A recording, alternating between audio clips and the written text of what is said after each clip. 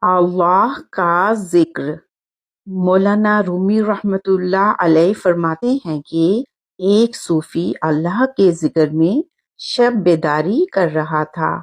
شیطان نے کہا، اے صوفی، خاموش رہ، تیرے ذکر کا کیا فائدہ؟ اللہ کی طرف سے جواب نہیں آ رہا۔ صوفی دل برداشتہ ہو کر سو گیا۔ خواب میں حضرت خضر علیہ السلام سے ملاقات ہوئی۔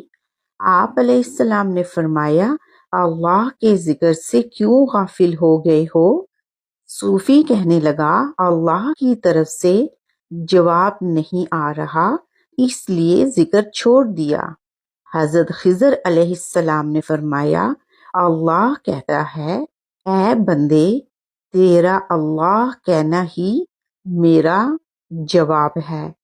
جب تک تیرا پہلی بار اللہ کہنا قبول نہیں ہوتا، اس وقت تک میں دوسری بار کہنے کی توفیق نہیں دیتا۔